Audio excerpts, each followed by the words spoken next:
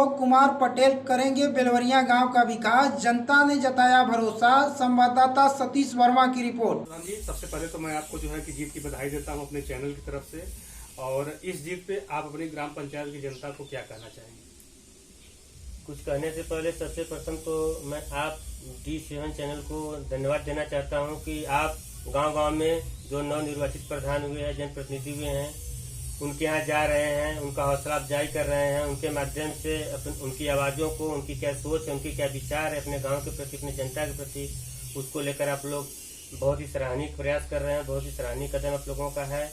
और इसके बाद हम अपने गांव की जनता को, जो भी पिता तुल्य बुजुर्ग हैं या जनता जनार्दन जिसको कहते हैं, जिन भी लोगों ने हमारे पर भरोसा किया है, मुझे दूसरे प्रयास में सफलता मिली है। और इस बार लोगों ने बहुत ही अच्छे तरीके से पूरे वोटिंग का लगभग 60%, जितने भी वोट पड़े थे 60% लोगों ने मेरे पर भरोसा जताया है।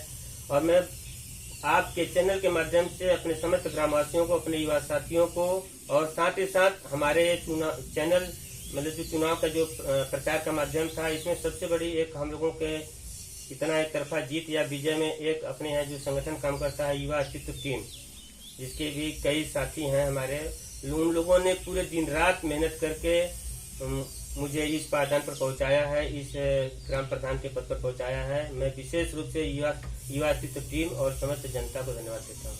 अगले चरण में हम लोग पहुंच चुके हैं ग्राम पंचायत बेलवरिया में, जहां हमारी मुलाकात नवनिर्वाचित ग्राम प्रधान अशोक कुमार पटेल जी से होगी।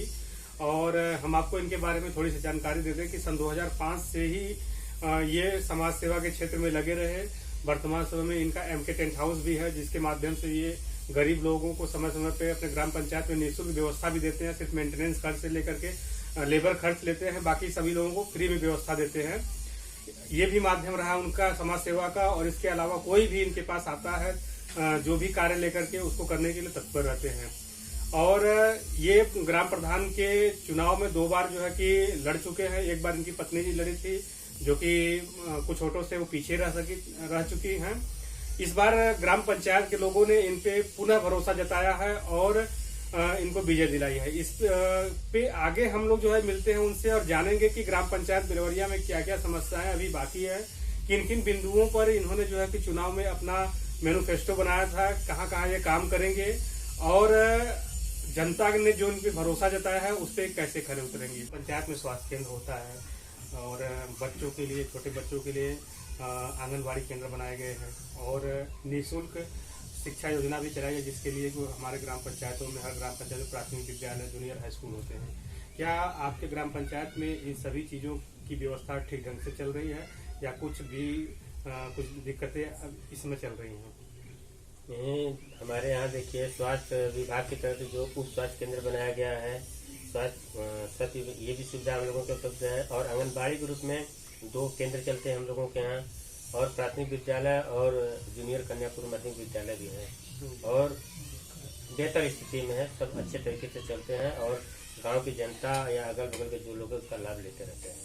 ग्राम पंचायत में गरीबी रेखा के नीचे जीवन यापन करने वालों को राशन कार्ड की व्यवस्था कराई गई है, लेकिन आज भी बहुत सारे ग्राम पंचायतों में शिकायतें देखने को मिलती है कि उनको प्रॉपर वे में पात्र के रूप में रहते हुए भी राशन कार्ड नहीं मिला है। और कुछ लोगों को मिला भी रहता है, तो कहीं न कहीं जो व्यवस्था है 5 साल के बाद जो प्रधान बदलते हैं, तो वो अपने लोगों को काट कर उनका देने का सिस्टम बना लेते हैं। और बढ़ाने के लिए जो है कि लोग प्रयास कम करते हैं, लोगों को काटने पर ज़्यादा करते हैं। और इस समय एक अहम क्वेश्चन आपके सामने होगा, सवाल होगा कि कोरोना काल चल रहा है, जिनके पास राशन कार्ड की व्यवस्था नहीं है, तो ऐसे गरीब लोगों को कैसे राशन आपके ग्राम पंचायत में पहुंच रहा है? देखिए, जहाँ तक राशन कार्ड वाली बात है, कई हमारे यहाँ पात्र गृहस्थी और अंत्योदय कार्ड का जो कार्ड बना हुआ है, पिछली बार जब सरकार की तरफ से आए थे, उसका रूल रेगुलेशन है, उसमें कई लोगों का काटा भी गया है। राशन कार्ड को पात्रता के हिसाब से राशन कार्ड को काट दिया गया है। हम लोग अपने कोटेदार के माध्यम से मिल के प्रयास कर रहे हैं कि अधिक से अधिक लोगों का नाम जोड़ा जाए। और साथ ही साथ जैसा कि अभी आपने कहा कि कोरोना काल में लोगों को जिसका राशन कार्ड नहीं है, अनाज कैसे मिलेगा, तो प्रयास तो हम लोग ये कर रहे हैं कि लोगों को मिले, और जिसको नहीं मिल पा रहा है, जैसा कि अभी चार्ज हम लोग ले लेंगे तो उसके हिसाब से फिर बेहतर प्लान किया जाएगा। कोटेदार को हम लोग बात करेंगे, कोटेदार से बात करेंगे। उसके बाद भी अगर नहीं पाता है तो हमारा एक युवा अस्तित्व टीम जो काम करता है, हम लोगों के संगठन के रूप में काम करता है, हम लोग अपने स्तर से भी लोगों से मांग मांग के लोगों को जो भी योग्य आदमी है वो सहयोग करते हैं, और जो अयोग्य आदमी है जो जिनको सहयोग की आवश्यकता होती है उनको हम लोग सहयोग करते रहते हैं। ये पिछले कोरोना काल से ही हम लोग करते भी आ रहे हैं कि कई बार हम लोगों ने जब भी आवश्यकता हुआ है, लोगों को, अपने गांव के लोगों को आवश्यकता महसूस हुआ, किसी को दुख तकलीफ हुआ है, हम सब लोग पूरी मुस्तैदी के साथ खड़े रहते हैं उनके साथ। प्रधान जी, हर ग्राम पंचायत में प्रधानमंत्री आवास योजना के तहत लोगों को ये कहा गया है कि कच्चे मकान में जो रह रहे हैं या तिरपाल लगा के या झोपड़ी में रह रहे हैं तो उनको पक्के मकान दिलवाने की बात कही गई है। ऐसे में क्या होता है कि जब बरसात होता है या तूफान चलते हैं तो ऐसे लोगों को जान और माल दोनों का खतरा बना रहता है। तो क्या आज भी कुछ लोग आपके ग्राम पंचायत में ऐसे हैं जिनको इन परिस्थितियों का सामना करना पड़ता है और आज भी वो लोग आवास से वंचित हैं? जैसे हम देख रहे हैं 2005 से ही हम लोग समाज सेवा से जनता के बीच में जुड़े हुए हैं, और आज की स्थितियां हैं, जिससे हमने सर्वे करवाया अपने लोगों के माध्यम से और खुद जाकर सर्वे किया है, तो लगभग 38 से 40 परिवार ऐसे आज भी वर्तमान समय में मौजूद है जिनको की प्रधानमंत्री आवास योजना की मतलब सख्त आवश्यकता है। और इसके लिए हम लोगों ने सूची तैयार भी कर लिया है। जैसे ही इसका कार्य योजना मतलब तैयार होगा, हम लोग उसको लग के पूरी ईमानदारी और निष्ठा के साथ उसको पूरा करवाएंगे, और जो भी जरूरतमंद योग्य व्यक्ति है उसको हम लोग तत्काल आवास उपलब्ध करवाने का प्रयास करेंगे। पंचायत में पेंशन योजना के आधार पर विकलांग पेंशन होता है, विधवा पेंशन होता है, उसके बाद जो जिनकी उम्र जो है 60 वर्ष के ऊपर हो जाती है उनके लिए वृद्धा पेंशन है। तो इस अवस्था में क्या आपके ग्राम पंचायत में सभी लोगों को इसका लाभ मिल रहा है कि आज भी बहुत सारे लोग अछूते पड़े हुए हैं इस व्यवस्था से? जो भी सरकार की तरफ से पेंशन की व्यवस्था होती है, चाहे वृद्धा पेंशन हो, चाहे विधवा पेंशन हो, चाहे विकलांग पेंशन हो, लगभग 100% तो कहीं भी नहीं हो पाता है। कहीं न कहीं लोग छूट जाते हैं, कोई जागरूकता के अभाव में, जानकारी के अभाव में। हमारे यहाँ भी, हमारे गांव में भी यही स्थिति चल रही है। लेकिन जब से हम लोग, जनता ने हमको ये मौका दिया है, हम अपनी टीम के माध्यम से, स्वयं अपने माध्यम से ये सब चीज़ें एकत्रित कर रहे हैं कि वास्तव में कौन कौन पात्र लोग हैं, कौन वृद्धा पेंशन लायक है, कौन विधवा पेंशन लायक है, कौन वास्तव में विकलांग है। तो इन सब चीज़ों को हम लोग संकलित कर रहे हैं, और जल्द ही पूरी ईमानदारी के साथ इसको हम लोग जो पात्र व्यक्ति हैं उनको दिलाने का प्रयास करेंगे। जमा होने के कारण रास्ते भी खराब होते हैं, और जो खड़ंजा बैठा रहता है वो भी उबड़ खाबड़ हो जाता है, जिसकी वजह से रिपेयरिंग की आवश्यकता होती है। कई जगहों पे जो है कि आज भी बस्तियों में जाने के लिए रास्ता नहीं है, कई जगहों पर कच्चे मार्ग हैं। तो ऐसे में जो है कि क्या आपके ग्राम पंचायत में सारे जगहों पे यातायात का साधन सही ढंग से सुनियोजित ढंग से है, या आज भी कई बस्तियों में समस्याएं बनी हुई हैं? देखिए, जहाँ तक सड़कों का बात है, पिछले लगभग 10 साल में बहुत सी सड़कों मनरेगा के माध्यम से तो उनको बना दिया गया है, लेकिन उचित रखरखाव नहीं किया गया है, या तो पानी निकासी की समस्या नहीं बनी थी, जिसकी वजह से सड़कें क्षतिग्रस्त हो गई हैं। जगह जगह जल जमाव आपको देखने को मिला होगा। तो इसके लिए भी हम लोग प्रयास कर रहे हैं लोगों के सहयोग से, आपसी सामंजस्य बैठा के, क्योंकि जब भी गांव में कोई भी सड़क का निर्माण होता है, कहीं न कहीं विवाद हो जाता है, लोगों के माध्यम से विवाद हो जाता है। तो हम लोग ये प्रयास करेंगे कि अपने कार्यकाल में कम से कम ये हो कि लोगों के आपसी सामंजस्य बैठाकर लोगों को एक बेहतर सड़क या विकसित सड़क का मतलब परिदृश्य दिखा के हम लोग प्रयास करेंगे कि जहाँ जैसी भी समस्या है उसको हम लोग दूर करें। और सोनोपी कादी चक में भी हम लोग बेहतर, जो हमारे एक ही ग्राम सभा का एक अंग है, वहाँ पर भी हम लोग बेहतर ढंग से प्रयास करेंगे। और हम लोगों ने पूरी कार्य योजना को तैयार कर लिया है। ज्यों ही शपथ ग्रहण समारोह होगा, इसके बाद जो ही चार्ज मिलता है, हम लोग इस पर बहुत ही युद्ध स्तर पर काम करेंगे। और प्रयास ये होगा कि बरसात आने के पहले कुछ न कुछ जैसे कुछ ऐसा कर दिया जाए जिससे लोग आए जाएं और बेहतर परिणाम आपको नजर आएगा। 2-1 साल लगेगा सर। हर ग्राम पंचायत में शौचालय बनाने की हर घर में बात कही गई थी, और इसमें जो है कि भारत सरकार द्वारा सभी लोगों को अनुदान भी दिया जा रहा था।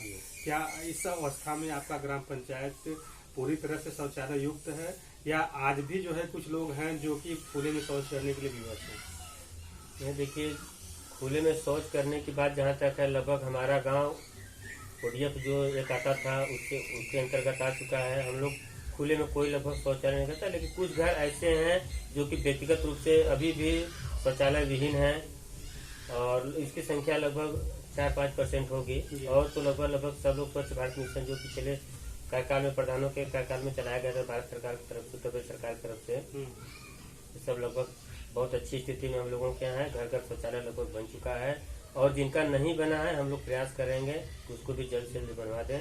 और एक सामुदायिक शौचालय का भी निर्माण हमारे गांव में एकदम अंतिम चरण में है, उसको भी जल्द से जल्द हम लोग चालू करेंगे। जैसा कि प्रधान जी, हर ग्राम पंचायत में मनरेगा चलाया जाता है, उसके तहत गरीब वर्ग के लोगों को मजदूरी के रूप में कार्य दिया जाता है कि वो अपना भरण पोषण ग्राम पंचायत के अंतर्गत करे, और उनको कुछ न कुछ जो है कि सरकार की तरफ से काम करने का भुगतान मिले। लेकिन अक्सर ग्राम पंचायतों से ये शिकायतें उठकर आती हैं कि जो लोग खून पसीना धूप में बहाते हैं उनको वेतन समय से नहीं मिलता है, उनका भुगतान समय से नहीं हो पाता है, और कुछ लोग जो कि चटुकारता करते हैं, उसको कर दीजिए, उनका पहले हो जाता है। तो ऐसी व्यवस्था जो है कि क्या आपके भी ग्राम पंचायत में बनी हुई है, या आपके ग्राम पंचायत से जो है कि कोई शिकायत नहीं है? जैसे कि अभी जब से हम लोग ये जिम्मेदारी मिला है गांव का, रोजगार सेवक के माध्यम से हमने पता लगाया कि कितने लोगों का जॉब कार्ड बना है, तो उन्होंने 177 लोगों की सूची उनको उपलब्ध करवाया है कि 177 लोग आपके गांव में जॉब का नरेगा के रूप में, मजदूर के रूप में पंजीकृत है। लेकिन जब भी नरेगा का काम होता था हम देखते थे कि सिर्फ और सिर्फ 20, 25, 30 लोग ही काम करते हैं, एक्टिव रहते हैं, और बाकी लोग नॉन एक्टिव रहते हैं। वे नाम सिर्फ किसी न किसी के प्रभाव में आकर उनका नाम जोड़ दिया जाता है। उनको लगता है कि चलिए नाम जोड़ दिया गया है, कहीं न कहीं कोई फायदा आ जाएगा तो हमको उसका लाभ मिल जाएगा। लेकिन आपको आश्वस्त करते हैं कि अब ये सब चीजें नहीं चलेंगी। हम लोग पूरी सूची तैयार करवा रहे हैं, फिर से सूची तैयार करवा रहे हैं। उसमें योग्य और अयोग्य जो जरूरतमंद व्यक्ति है, जैसा कि शासन की मंशा थी कि जो लोग बाहर काम नहीं कर पा रहे हैं उनको अपने गांव में ही मनरेगा के माध्यम से रोजगार उपलब्ध कराया जाए, तो सरकार की मंशा के अनुरूप हम लोग काम करेंगे। और जो वास्तव में जरूरतमंद लोग हैं उन लोगों का फिर से जॉब कार्ड बनवाया जाएगा, एक सक्रिय सूची बनाई जाएगी। जो निष्क्रिय हैं, जो काम नहीं करते थे, उनको हम लोग काट के निकालेंगे, और जो व्यक्ति स्वेच्छा से, सक्रियता से काम करना चाहता है उनको फिर से हम लोग जॉब कार्ड के रूप में उनका जॉब बनाएंगे, और पूरी पारदर्शिता और ईमानदारी बरती जाएगी। 2 दिन बरसात हुई और शहर नहीं गांव भी जो है जलमग्न हो गया, और ऐसी स्थिति में हमने जो अभी आपके ग्राम पंचायत में भी देखा आते समय कि कहीं जगहों पे जल जमाव की समस्या है, सड़कों पे पानी जमा हुआ है, खरंजों पे पानी जमा हुआ है, जिसके कारण रास्ते जो है उबड़ खाबड़ हो चुके हैं। तो इस व्यवस्था से जो है कि आपका ग्राम पंचायत सोनकडी भी गुजर रहा होगा, और कादिरचक भी गुजर रहा होगा, बेलवरिया भी गुजर रहा होगा। तो आने वाले समय में 5 साल के लिए इस ग्राम पंचायत का प्रभुत्व आपके ऊपर है, तो आप इन समस्याओं से कैसे निपटेंगे? धन्यवाद, आपने बहुत ही अच्छा प्रश्न किया है। जो इस समय वर्तमान में हमारे गांव की जो हालत मैं समझता हूँ लगभग सभी जगहों की होगी, मैं अपने गांव की बात करता हूँ कि जो वर्तमान में जो समस्या जल जमाव की, जो सड़कें हैं, जो सीवर जाम हो चुके हैं या सड़कें धंस चुकी हैं और पानी की निकासी की कोई व्यवस्था नहीं हो पाई है, तो इस पर मैं अपने घोषणा पत्र में भी जारी किया था कि मैं बेहतर तरीके से सड़क, शिक्षा, स्वास्थ्य और सफाई को लेकर बहुत ही बेहतरीन काम करूंगा, और लोगों को 5 साल के अंदर परिवर्तन ला के दिखा दूंगा। जहाँ तक आप जो ये कह रहे हैं, जो पानी जगह जगह जल जमा हुआ है, सीवर की समस्या है, तो वास्तव में बहुत ही विकट समस्या है। मैं किसी को दोषारोपण नहीं देना चाहता हूँ, मैं सिर्फ आगे देखना चाहता हूँ, पीछे क्या हुआ, कैसे हुआ, इस पर मैं प्रकाश नहीं डालूंगा। लेकिन आगे मैं आपके चैनल के माध्यम से समस्त जनता को, ग्रामवासियों को आश्वस्त करना चाहता हूँ कि 1 साल के अंदर अंदर, या जब भी हम लोग चार्ज लेंगे इसके बाद इसका परिणाम आपके माध्यम से जनता देखेगी। आपसे बात करके, और हमारा आखिरी क्वेश्चन आपसे बस यही रहेगा कि अगर आपको हमारे चैनल के माध्यम से कोई संदेश गांव की जनता को देना है तो बताएं। बहुत ही हमें भी बात करके आपसे बात करके बहुत अच्छा लगा, आपके चैनल के माध्यम से बात करके बहुत अच्छा लगा। हमें पूरा विश्वास है कि आपके माध्यम से हम लोगों की बातों को, गांव की समस्याओं को आगे तक आप लोग पहुंचाने का कार्य करेंगे। मैं आपके चैनल के माध्यम से अपने समस्त ग्रामवासियों को यह संदेश देना चाहता हूं कि कोरोना काल में आप सब लोग सरकार द्वारा जो गाइडलाइन जारी हुआ है उसका पालन करें, घर पर रहें, सुरक्षित रहें, जब तक कोई विशेष काम न हो घर से बाहर न निकलें। और इसके साथ साथ अगर कोई भी समस्याएं आ रही हैं, स्वास्थ्य संबंधी समस्याएं आ रही हैं, आर्थिक रूप से समस्याएं आ रही हैं, तो इसके लिए हम सब लोग या हमारी जो पूरी टीम है, सेक्रेटरी पंचायत सचिव साहब हैं, लेखपाल साहब हैं, समय समय पर हम लोग सरकार की तरफ से जो दवाएं हैं उनको बांटा जा रहा है। एनएम के माध्यम से, आंगनबाड़ी के माध्यम से भी दवाएं हम लोग बांट रहे हैं गाँव-गाँव में। और जो भी जिसको भी आर्थिक रूप से समस्याएं आ रही हैं उनको हम लोग स्वयं मिलजुल के सुलझाने का प्रयास कर रहे हैं। मैं आपके चैनल के माध्यम से अपने समस्त सम्मानित ग्रामवासियों को यही कहना चाहता हूँ कि आप सब लोग जो ये समय चल रहा है इस पे थोड़ा सा सावधानी बरतिए, सतर्क रहिए और साफ सफाई का विशेष ध्यान दीजिए। आपके अगल बगल जो भी समस्याएं हैं उनको हम लोगों को तत्काल बताएं, जिससे कि हम लोग समय रहते उसको दूर कर सकें, जिससे कोई विकराल रूप न धारण कर सकें। और एक आपके चैनल के माध्यम से मैं अपने ग्रामवासियों से अपील करना चाहता हूँ आप सब लोग अपने बच्चों को शिक्षित करें और पढ़ने लिखने के लिए प्रेरित करें, और जहाँ भी जैसी भी जरूरत हो हम और हमारी टीम पूरी आपके सहयोग की मदद के लिए तैयार रहेगी। जिस भी प्रकार की मदद चाहिए पढ़ाई लिखाई के लिए, शिक्षा के लिए, हम सब लोग मदद करने के लिए तैयार हैं। और लास्ट में आपके चैनल के माध्यम से एक और बात कहना चाहता हूँ, मैं अपने समस्त ग्रामवासियों से ये निवेदन करना चाहता हूँ, आप लोग प्रयास करें कि आप लोगों के आपस में कोई विवाद न हो। जो भी समस्या है हम सब लोग मिलकर उसको सुलझा लें। अगर इसके बाद भी नहीं सुलझता है तो उसको हम लोग अपने पंचायत के माध्यम से जो भी सम्मानित, जो भी बुद्धिजीवी वर्ग से लोग हैं उनके बीच में बैठकर हम लोग समझाएं और कम से कम प्रयास करें कि हमारे यहाँ के जो झगड़े हैं, आपसी विवाद हैं, चौकी थाने या कचहरी पर जाएं।